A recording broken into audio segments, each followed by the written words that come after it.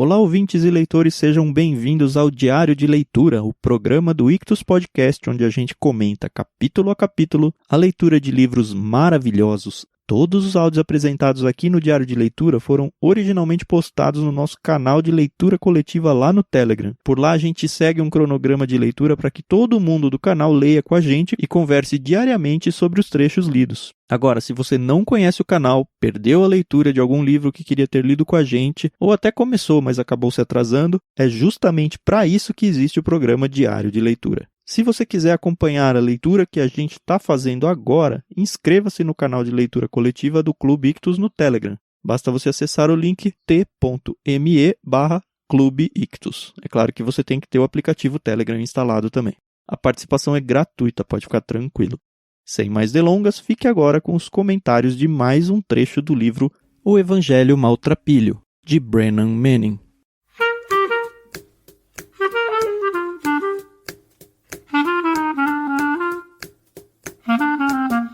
Bom dia, Carol, tudo bem? Bom dia, Thiago, tudo bem? Segunda semana da leitura desse livro, fantástico. Tá mó legal a interação no grupo lá, né? Nossa, sensacional. Assim, eu não comento muito porque eu já não me sinto capaz de opinar. Ué, mas você grava um áudio comentário? Mas é com você, é diferente. Quando eu falo minhas besteiras ou eu tenho as minhas percepções, você vem com as suas e tal. E lá no grupo o pessoal é muito eloquente. Eu fico, deixa eu ficar quieta, pra não falar besteira. Eu tô achando o máximo. Tem sido uma excelente experiência essa de leitura compartilhada. Eu já tô ansiosa pro próximo livro. Então, eu nunca tive esse tipo de experiência em tudo que eu li. E assim, é outro jeito de ler, né? Muito legal mesmo. E sabe o que é legal? Essa nossa atitude, ela tem refletido em outras pessoas. Eu tenho um pessoal da igreja que eu falei do canal e tal, mas eu acho que eles não ficaram muito interessados nos livros. Mas o que eu achei legal é que umas meninas do nosso grupinho começaram a fazer uma leitura compartilhada com os livros que elas falaram, é mais simples e tal. E assim, eu achei legal que pelo menos incentivou, né? Que o importante é a gente ler, né? Sim. Eu espero que em breve elas entrem no nosso canal, mas por enquanto eu tô feliz que elas pelo menos estão lendo. Ô, Carol, será que sendo segunda-feira, vale a pena a gente avisar qual vai ser o próximo livro já, para o pessoal já começar a se mexer? Interessante, hein? Pode ser, Thiago. Bora lá. Porque assim, para quem é assinante do Clube Plano Adulto e recebeu o kit de agosto, ou vai receber, né? Porque os correios são os correios. Não se preocupa que o seu livro vai chegar. Então não precisa correr atrás. Mas quem não já pode começar a se mexer. A gente já deve colocar um link aqui para ajudar vocês e vocês ajudarem a gente. O livro é O Grande Sertão Veredas, do Guimarães Rosa. Ele é um tijolaço. A gente vai ler ele em 4 semanas. E vai ser legal, vamos ver. Não vai ser minha primeira experiência, mas faz muitos anos, com o autor, né? Com esse livro, sim. Mas faz muitos anos que eu não leio Guimarães Rosa e vai ser legal desenterrar essa belezura aí. Eu acho muito interessante porque na faculdade eu tive que ler muito desses autores nacionais, portugueses, enfim.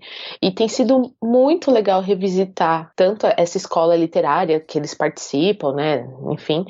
Mas os textos é muito legal. Então, a gente começou com uma autora inglesa, estamos com um autor americano e agora a gente vai com um autor nacional, né? Brasileiro. Então, estou muito feliz porque a gente está caminhando aí, como o Ictus sempre fala, né? Que a gente lê de tudo. Então, a gente está caminhando aí nesse universo literário e eu acho fantástico. Isso. Então você aí que está ouvindo já vai pensando, nossa, Grande Sertão Veredas, é um livro muito difícil, muito complicado. Você já sacou como que a gente lê por aqui, devagarzinho, conversando, então vai ser bem suave. Vai. A gente está montando um cronograma de leitura que vai ser em torno de 20 páginas por dia, então é bem de boa. É o que a gente tem lido, é o que a gente leu com a Agatha Christie, é o que a gente tem lido com o Brennan Manning, então vai ficar bem aí. Isso. Tá bom, vamos ao que interessa, senão o áudio vai ficar muito comprido. Capítulo 6, então, começando a segunda semana do Evangelho Maltrapilho de Brennan Manning. Capítulo chamado Grazie, Signore. Acho que eu falei certo.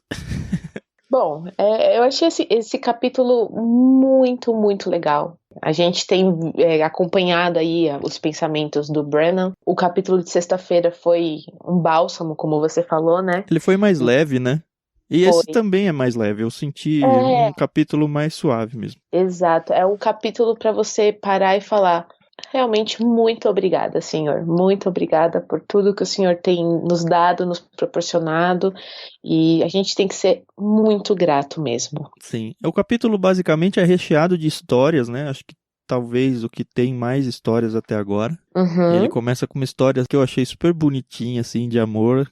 É uma mulher que teve, acho que um tumor ou qualquer coisa assim na bochecha. Ela teve que fazer uma cirurgia e perdeu um nervo lá. É. E aí ela ficou com a boca torta por causa disso. E aí o marido fala, eu achei uma gracinha quando ela fala, eu vou ficar assim pra sempre, né? E aí ele fala, não, encaixou certinho. E aí ele entorta a boca dele pra dar um beijo encaixado nela. Cara, achei tão bonitinho isso. E aí mostra o quanto nós somos seres humanos tortos e Deus, de alguma forma, ele entorta a boca pra chegar até nós, né? Nosso Deus, ele é muito maravilhoso, né? Essa passagem me fez lembrar também que, bom, já vi várias historinhas parecidas com essa, né? Tem até uma outra historinha que uma mulher, ela fica queimada e o marido fica cego e durante tantos anos ela pensa que ele tá cego, mas no final ela descobre que não e ele só falou que tava cego porque ela ficou feia, né, com as queimaduras, mas ele continuava amando ela. Então, me lembrou essa historinha. É legal, porque a gente dá atenção, dá valor maior às pessoas que estão ao nosso lado, principalmente os nossos cônjuges, né? E Uhum. assim, ler esse tipo de texto, ler esse tipo de coisa, faz com que a gente, sei lá, chegue, dê um abraço, dê um beijo, a pessoa fica até meio, ué, o que tá Uhum. acontecendo? O que você tá querendo? Uhum. Cara, Sim. não, só quero lembrar você que eu te amo. E depois de tantos e tantos anos juntos, às vezes a gente precisa fazer isso mesmo. Não deixa de ser um relacionamento, né? O que a gente tem com Deus, com os nossos irmãos, com os nossos cônjuges. E todo relacionamento precisa ser trabalhado, né? Uhum. Aí, pra mim, depois o autor ele muda um pouco de foco. Eu não sei se eu entendi muito o caminho que ele quis levar aqui, mas de qualquer forma, o que ele disse é muita verdade. Ele começa a questionar o que os cristãos ao longo da história fizeram com a imagem de Jesus, principalmente a imagem da crucificação. Eles Uhum. poetizaram o momento, transformaram as coisas numa obra de arte, crucifixos de ouro, de prata, de pedra e tudo mais. E aí ele lembra, cara, não, esse negócio é feio, não pode ser bonito. Ele é Sim. feio, ele é rude, ele sangrou, ele se machucou de verdade, sabe? Foi um negócio horroroso, não é um negócio belo. O que é belo é o que aconteceu por causa daquilo, né? É isso, exatamente. A morte de Cristo, tanto que era uma morte muito indigna, né? Só os piores dos criminosos morriam crucificados, né? O próprio livro conversa com isso nos capítulos anteriores. Por que Cristo ele não morreu no leito da sua velhice ou enquanto ele era criança, né? Por que ele teve essa morte tão feia, né? E foi para nos ensinar, né, que a gente tem que ser humilde, né? Que os primeiros serão os últimos e os últimos serão os Uhum, primeiros. isso aí. E assim, eu fiquei feliz porque o autor, a gente mudou de semana, parece que o autor mudou de livro, né? Porque o que as pessoas estavam até suspeitando da tal da graça barata, que não, tudo bem, seja como você é, que Jesus aceita e tal. Agora É. parece que ele começou a levar o pêndulo pro outro lado finalmente, né? O que eu fiquei bem feliz com isso, porque ele apresentou realmente a tal da graça acima dos méritos humanos. Uhum. Só que finalmente ele começou a colocar um pouco de juízo no humano quando ele nas pessoas quando elas estão começando a pensar em conversão. E aí ele começa a falar sobre a urgência da conversão, É, porque a coisa tem que ser, cara, para ontem. Ele começa a falar um pouco da Bíblia, né? uhum. Mas ó, a decisão tem que ser tomada. Então não é um Sim. negócio para você levar na flauta. A decisão tem que ser certeira, a decisão tem que ser rápida. É. E aí ele começa a falar uma parte sobre a questão da urgência. E aí ele vai para as parábolas lá em Lucas, que eu acho bem legal. Ele até deu um termo aqui que eu nunca tinha ouvido, as parábolas da crise. Então, eu até fui ler na Bíblia para ver se era isso mesmo. Então, mas o que eu entendi dessa parábola de crise é aquele negócio, cara, vai ou racha, sabe? Agora é a hora. E aí a parábola dos convidados do casamento, que quem deu desculpa e não veio, não é pra vir mais, sabe? Quem É, veio, mas veio com a roupa errada, e é legal ele ter usado essa parábola, porque tem um contraste muito grande com tudo aquilo que ele falou no começo do livro. Quem veio com a roupa errada, vai embora, porque você tá num casamento, você tinha que ter vindo com a roupa certa. uhum. Ele usa até aquela parábola que eu sempre achei muito polêmica mesmo. Ele reconhece aqui do administrador infiel, E quando percebe que vai ser demitido, ele tem que resolver logo, faz umas falcatruas lá nas contas do patrão, e aí perdoa pedaços da dívida de um monte de gente. O que, assim, eticamente é condenável. Mas a questão é que ele está nessas parábolas de crise. Jesus, né, tá exaltando a esperteza dele. Sim. Não é, o que vai acontecer comigo e tal. Isso tudo levando para a questão de decisão, de conversão. Vamos. E aí, você já tem toda a informação, você já tem tudo que é necessário, agora você precisa decidir e mudar de vida. É verdade, é bem isso mesmo. É um choque, né, que as pessoas, elas têm que viver, né, porque senão fica essa apatia, fica, tá bom, mais pra frente eu vou, não, eu tenho tempo, e o tempo é agora, né. A gente não sabe o dia que vai morrer, né? Eu não sei, foi nesse capítulo que ele lembrou também daquela parábola do cara que tem uma grande colheita, e aí ele aumenta para o ano que vem ter mais, e foi nesse, né? E aí Jesus fala, como você é tolo, é hoje que você vai morrer. Me lembrou até aquela letra daquela música, eu não lembro qual é a banda, que é Johnny, Johnny, essa noite pedirão sua alma, que aí fala, né, que adianta você comer um monte de comida e ter um monte de cama para dormir se você não providenciou a salvação, né, se você não se salvou, né, se salvou no sentido de aceitar a salvação, né. E também é um contraste com o capítulo anterior, de sexta, porque lá a gente parou para olhar o mundo, para glorificar a criação e tudo, lembra, né? Foi muito legal. Só que às vezes tem gente que vive com os pés nas nuvens, né? Não só as cabeças, os pés também. Então, assim, é importante a gente realmente fazer o que o capítulo anterior falou, porque a gente, na correria do mundo, simplesmente esquece da criação, esquece da beleza do mundo. Mas também a gente não pode ficar lá apático, né? A gente tem que enxergar essa beleza, aproveitar essa beleza, estando com o nosso lado garantido, com a nossa disciplina espiritual em dia, e até para enxergar melhor essa criação a gente vai conseguir. É porque, infelizmente, eu acho que o ser humano, ele busca muito essa coisa de sucesso na Terra, né? De ser rico, e a gente tem que tomar cuidado, né? Porque onde está o nosso coração, é aí que vai estar, né, as nossas riquezas, né? E a gente tem que buscar as coisas do céu. E acaba sendo muito difícil, né? Porque a gente quer ter uma vida boa aqui, né? Mas eu acho que dá para balancear tudo isso. É para balancear, né? Ele vai falar um pouquinho mais à frente da pessoa que desperdiçou, entre aspas, dinheiro fazendo alguma coisa. Eu achei bem legal esse trecho, mas a gente chega lá. Mas tem espaço para isso na vida também. Sim, com certeza, mesmo porque senão... Pois é. Para encerrar essa parte da urgência, eu tô na página 114. Para mim ele resume bem com uma frasezinha de 2 linhas. A maior parte de nós adia uma decisão esperando que Jesus se canse de esperar. Se você já tem tudo que é necessário, você está esperando o quê? Você está tentando ser santo? Já vimos que você não vai conseguir. Você está tentando ser justo diante de Deus? Não vai ser. Ou você está tentando aproveitar os últimos momentos de pecado antes de mudar de vida? Talvez você não tenha entendido o cerne do evangelho ainda e talvez você morra nesse processo e perca o bonde aí. Sim. Mas você ainda tem a oportunidade de ir atrás, né? Sim.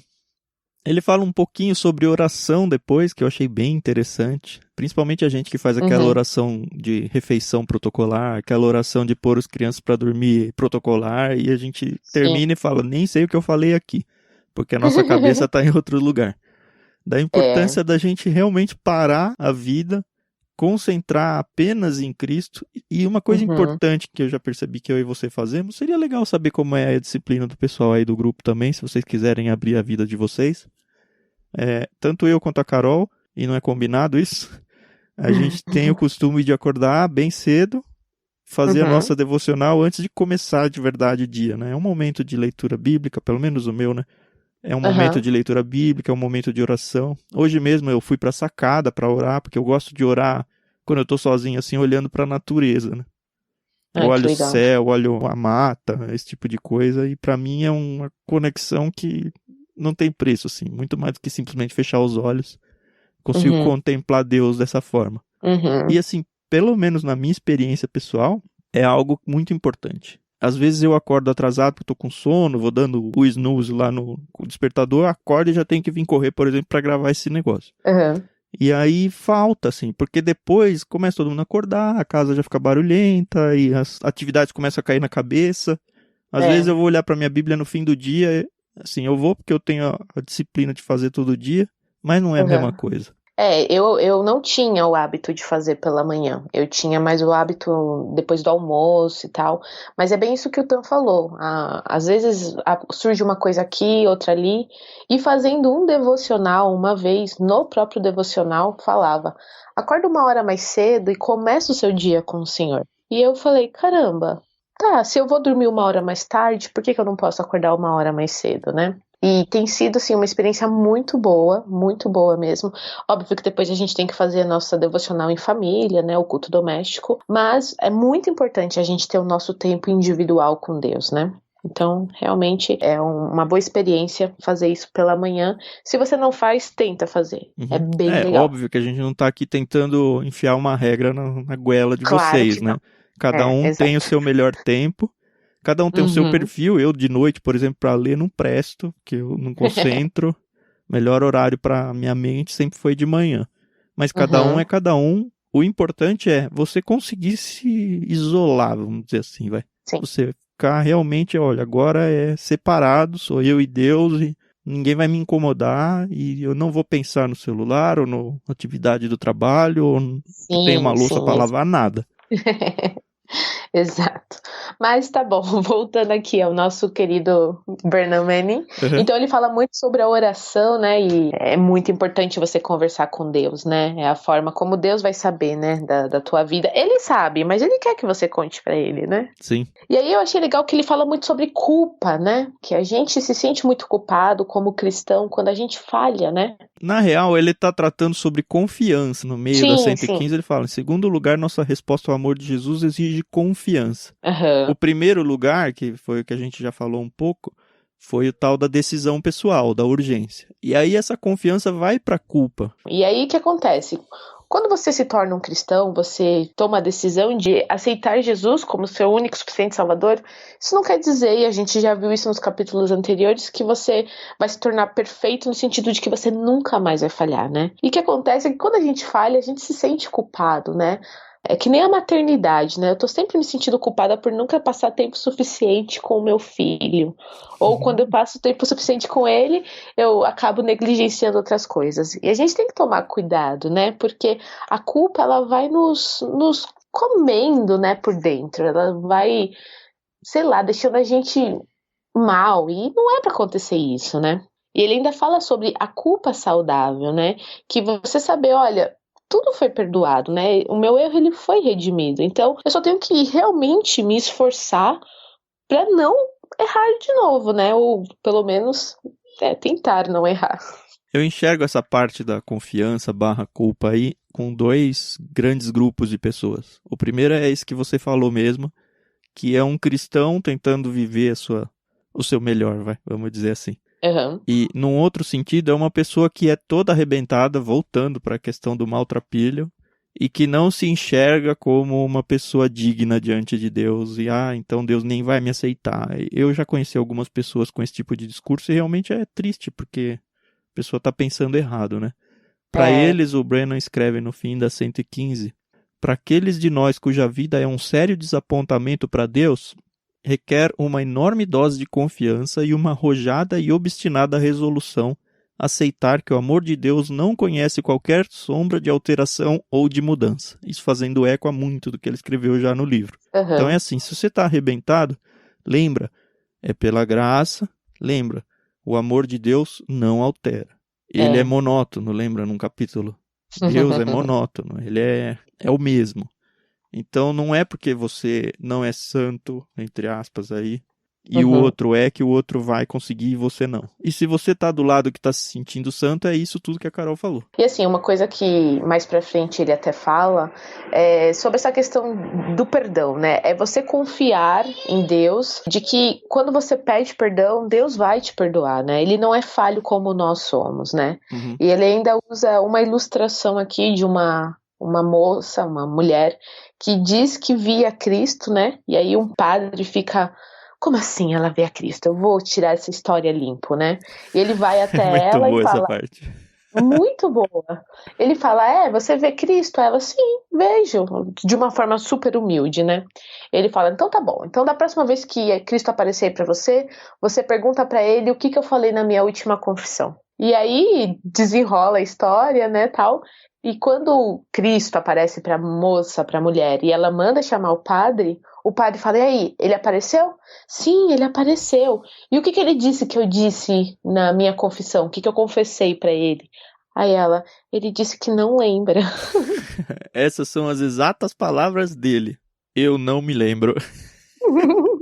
E eu achei muito legal, porque uma vez numa pregação, meu pai falou isso. Quando você pede perdão para Deus, e infelizmente você cai novamente no seu erro, Deus não vai virar e falar assim, pô, de novo? Ah, lá vou eu ter que te perdoar de novo? Ele fala, né? Não, é a primeira vez, meu filho. Claro, desde que você faça isso de todo o seu coração, né? É isso que eu ia falar. Se é genuíno o seu arrependimento, né? É. Mas é interessante, porque a nossa consciência, ela não esquece.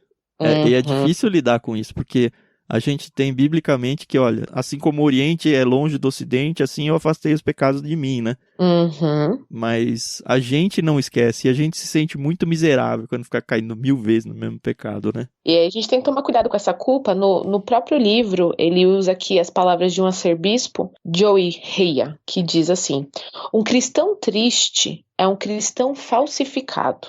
E um cristão culpado não é cristão coisíssima nenhuma. Então a gente realmente tem que se prevenir, né? Ou pelo menos se atentar a esse detalhe. Sim.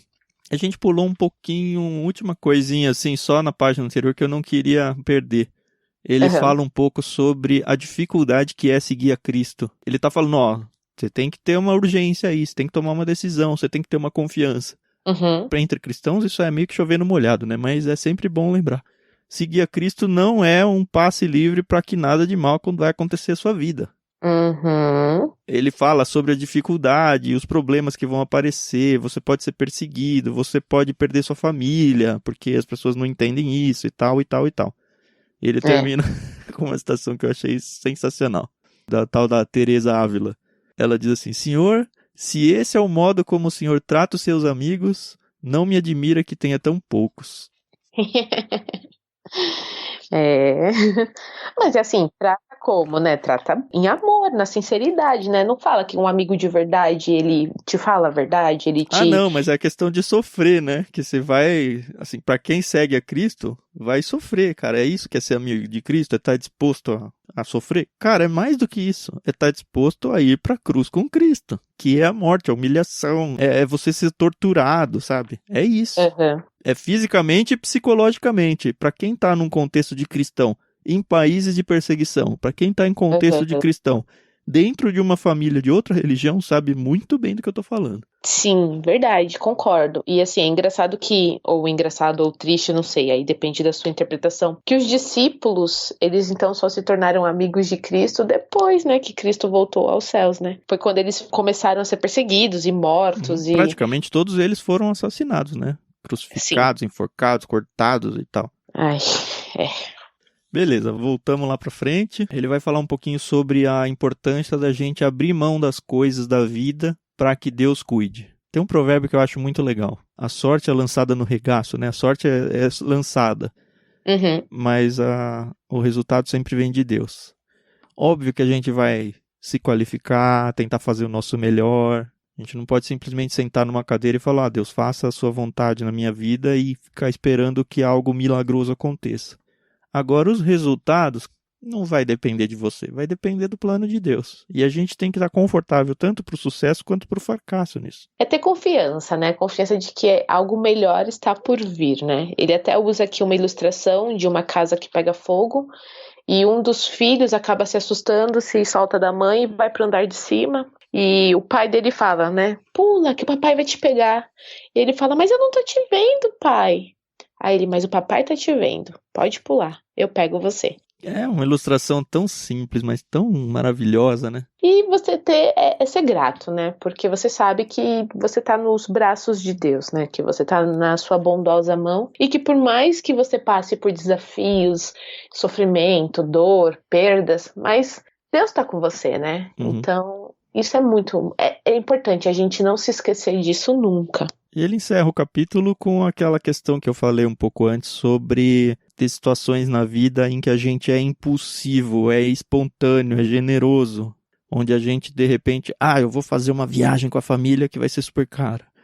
tem alguém aqui que tá precisando e eu vou pegar uma grana que eu nunca imaginei dar de oferta e vai ser esse valor enorme aí. Como foi aquela mulher que trouxe o perfume de nardo para ungir os pés de Jesus um pouco antes dele ser crucificado, né? As pessoas reclamaram, falaram, isso podia ter sido vendido por mais de 300 denários. Cara, às vezes a gente passa no denário e não dá atenção a ele. Um denário era o valor de um trabalhador braçal de um dia. Uhum. Então 300 denários é praticamente o salário mínimo de um ano. Aí vamos pensar no contexto daqui. É muita grana, um perfume. E Jesus fala, não, deixa ela tá me ungindo para minha sepultura, né? Uhum. Os pobres vocês sempre vão ter, vai continuar tendo, mas tem momentos na vida em que essa impulsividade, ela não é errada, ela é legítima, ela é até bem vista diante de Deus. Óbvio que você tem que ser regrado na vida, você tem que ter as coisas em ordem, principalmente a parte de finanças, que o pessoal aí às vezes se perde. Uhum. Mas tem espaço para situações incontroláveis aí, para o extraordinário. E eu achei bem legal ele falar isso. Eu nunca tinha lido isso em nenhum livro. É bem legal mesmo. E aí ele termina com a ilustração de 2 compositores, né? O famosíssimo Mozart, que particularmente é o meu compositor favorito, meu pianista favorito. Eu não sabia dessa vida desregrada dele, não? Você sabia? Ah, sim, sabia. Ele foi realmente não foi um exemplo como homem a ser seguido. E o Salieri, que era um compositor da corte do imperador. Uhum. E aí mostra aqui como Salieri tinha que se esforçar e trabalhar duro para poder compor alguma coisa, né? Sendo que Mozart, aos 3 anos, já mostrava sinais de que entendia muito de música e entendeu durante toda a sua vida e compôs coisas maravilhosas sem esforço, né? Mas a gente vê que o Salieri, ele sempre agradecia a Deus depois que ele terminava um trabalho, né? Ele, a princípio, ele fica meio, cara, isso é injusto, né? Eu me esforço tanto. E como a gente faz, né? E aí ele termina com uma frase, assim, um parágrafo muito lindo. Queria que o Tan lesse pra gente, pra encerrar a leitura de hoje e fazer a gente refletir um pouco. O Salieri diz, Grazie, Signore, pois teus lábios contorceram-me a fim de ajustar-me ao meu ser pecaminoso, por julgar-me não pelas minhas parcas boas obras, mas pelo teu amor, que é tua dádiva para mim, por teu insuportável perdão e infinita paciência para comigo, por outros que têm dons maiores do que eu e pela honestidade de reconhecer que sou um maltrapilho. Quando a última cortina cair e me chamares para casa, sejam minhas últimas palavras murmuradas nesta terra um clamor de corpo e alma. Grazie, Signore. Que lindo, né? É lindo.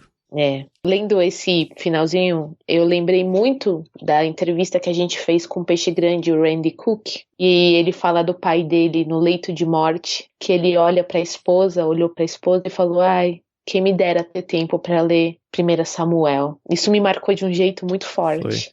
Ele lia todo dia a Bíblia, tudo, né, para terminar 1 Samuel, né? E aí eu falo, puxa, às vezes a gente realmente não coloca os nossos olhos no que é importante, né? E foi muito bom esse capítulo para mim. Me fez agradecer ainda mais pelo que Deus me deu. E começamos bem a semana, né? Tomara que seja muito boa aí em leituras. Tomara que você tenha uma semana não só boa de leituras, mas uma semana abençoada. E consiga acompanhar com a gente aqui e ter esses momentos especiais todo dia. Amém. Até amanhã então, galera. Até amanhã.